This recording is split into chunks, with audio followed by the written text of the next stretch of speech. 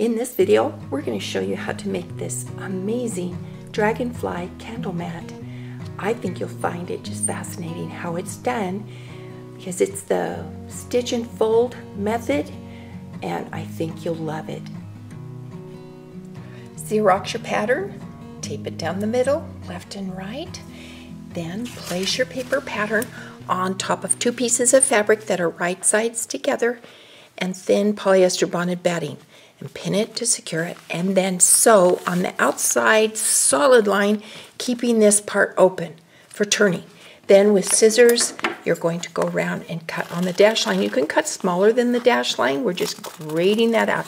And when you come to a V like this, cut in as close as you can without compromising your stitches. That will help that V turn a whole lot better. Then you're going to remove the paper, including all the little paper in the seams, and turn it through that opening. You're going to get this. When it's pressed, take your time and press it out beautifully so that all the shapes are well defined. Then with needle and thread, come and close your opening. And I just like going back and forth like that so it doesn't show. I like to, when I'm pressing it, press that seam in, that 1/4 inch, so it's nice and straight, and that will help.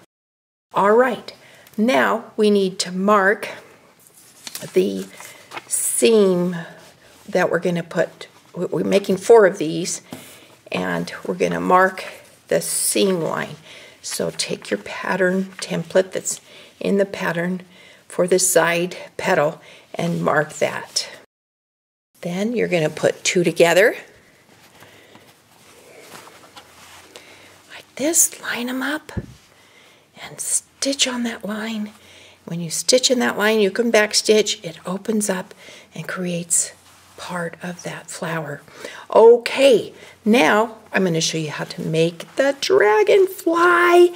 Now you can leave the dragonfly off. This is really a gorgeous pattern, just doing the flowers.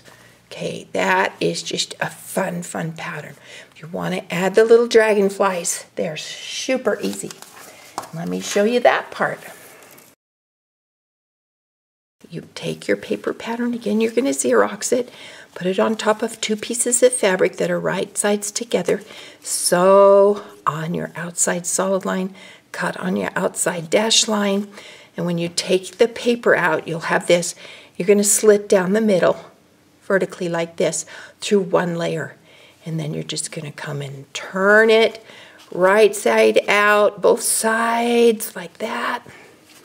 Press it so that all the wing shapes are well defined.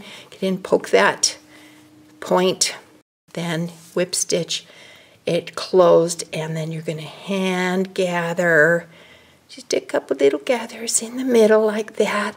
Do 2 of them, and then they're going to be placed kind of high up on the seam so that you'll have plenty of length here for the body to say, hey, this is a dragonfly.